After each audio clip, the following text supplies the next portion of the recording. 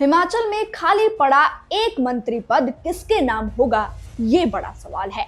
एक और जहां इस पद के लिए पहले ही कई दावेदार अपनी किस्मत आजमा रहे हैं, तो वहीं अब पूर्व सीपीएस भी अपनी उम्मीदवारी का दावा पेश कर रही हैं, जिससे स्थिति और भी पेचीदा हो गई है। अब सवाल ये उठता है कि आखिरकार इस पद का हकदार कौन बनेगा। 16 नवंबर को होने वाली मंत्रिमंडल की बैठक में इस बारे में कोई स्पष्ट तस्वीर उभर सकती है, लेकिन इससे पहले कई अनसुलझे सवालों का सामना करना पड़ रहा है। क्या सरकार किसी को विशेष तवज्जो देगी या फिर कुछ दावेदारों को बाहर किया जाएगा? कौन अपनी सियासी पारी को फिर से मजबूत करने में सफल होगा और किसे अनदेखा किया जाएगा?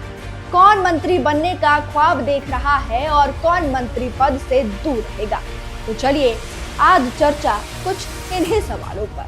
नमस्कार, मैं अंकिता धवन और आप देख रहे हैं नेशन स्पीक्स। शुरुआत करते हैं हिमाचल के सबसे बड़े जिला यानी कांगड़ा से। किसी भी सरकार को सत्ता की दहलीज तक पहुंचाने में अहम भूमिका निभाने वाले इस जिले में भरपाई के लिए सरकार को खूब मंथन करना पड़ेगा। इस जिले से हिमाचल को 2 मंत्री मिले हैं, जवाली से चंद्र कुमार और कुछ समय बाद जयसिंहपुर से यादवेंद्र गोमा को भी मंत्री बनाया गया। अब इसी कांगड़ा जिले से 2 सीपीएस भी बाहर हुए हैं, जिसमें पालमपुर से आशीष बुटेल और बैजनाथ से किशोरी लाल शामिल है। अब राजनीतिक विशेषज्ञों का मानना है कि जिले को मंत्री पद देना जरूरी हो जाएगा। पूर्व की बात करें तो जयराम ठाकुर, प्रेम कुमार धूमल और वीरभद्र सिंह के समय में कांगड़ा जिले से 3-3 मंत्री बनते रहे हैं, तो ऐसे में इस बार भी कुछ ऐसी ही तस्वीर सुक्खू कैबिनेट की बनती हुई नजर आ सकती है। अब बात जरा सोलन जिला की भी कर लेते हैं। यहाँ 2 प्रमुख दावेदार हैं, अर्की से संजय अवस्थी और दून से रामकुमार चौधरी। और अब इस जिले को एक और मंत्री पद भी मिल सकता है।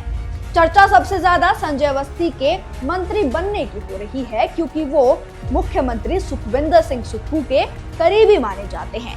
लेकिन उनके मंत्री बनने की राह में एक बड़ी रुकावट है, क्षेत्रीय संतुलन। अब देखा जाए तो सोलन जिले में कुल 5 विधानसभा सीटें हैं और इस जिले से पहले ही धनीराम शांडिल मंत्री है। इसी तरह अर्की विधानसभा क्षेत्र शिमला संसदीय क्षेत्र का हिस्सा है, जिसमें पहले ही 6 मंत्री सुक्खू सरकार का हिस्सा है। और यदि सोलन से एक और मंत्री चुना जाता है तो ये संख्या बढ़कर 7 हो जाएगी। पिछले कुछ समय से सरकार को लेकर सियासी संकट बढ़ गया था और इसका कारण कांगड़ा जिले से सिर्फ एक ही मंत्री का चुना जाना था। सुधीर शर्मा की बगावत के बाद ये संकट और भी गहरा हो गया था। क्षेत्रीय संतुलन को लेकर सरकार अब सतर्क है, ताकि विरोध की चिंगारी फिर से न सुलगे। इस वजह से संजय अवस्थी की मंत्री बनने की दावेदारी में कुछ मुश्किलें जरूर आ सकती है। तो कुल मिलाकर सोलन से मंत्री बनने की राह अब उतनी सीधी नहीं रही और ये मामला आने वाले समय में सियासी जंग की ओर भी बढ़ सकता है। बात अब कुल्लू से विधायक और पूर्व में रहे मुख्य संसदीय सचिव सुंदर सिंह ठाकुर की भी कर लेते हैं। इस जिले से एक भी मंत्री नहीं है। ये जिला मंडी संसदीय सीट में आता है, जहां से एक मंत्री है और वो है किन्नौर से जगत सिंह नेगी, लेकिन वो ट्राइबल कोटे से मंत्री बने हैं। तो ऐसे में सुंदर सिंह ठाकुर की दावेदारी काफी मजबूत मानी जा रही है। अब सीपीएस के अलावा और भी कई दावेदार हैं जो मंत्री पद की रेस में शामिल है। ज्वालामुखी से विधायक संजय रतन, फतेहपुर से विधायक भवानी सिंह पठानिया और अगर महिला चेहरों की बात करें तो कांग्रेस की युवा विधायक अनुराधा राणा का नाम भी सामने आ रहा है। वो पहली बार चुनी गई है और महिला प्रतिनिधित्व को लेकर उनका नाम काफी चर्चा में है। फिलहाल इस लिस्ट में कई और नाम भी शामिल है जो सियासी दंगल में उतर सकते हैं।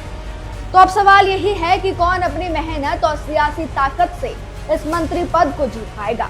आने वाले दिन हिमाचल की राजनीति के लिए दिलचस्प मोड़ ले सकते हैं और ये तय करना मुश्किल होगा कि कौन बनेगा मंत्री और किसे मिलेगा मौका। क्या संजय अवस्थी का करीबी रिश्ता सुक्खू सरकार से उन्हें सफलता दिलाएगा या फिर कोई नया चेहरा बाजी मार ले जाएगा?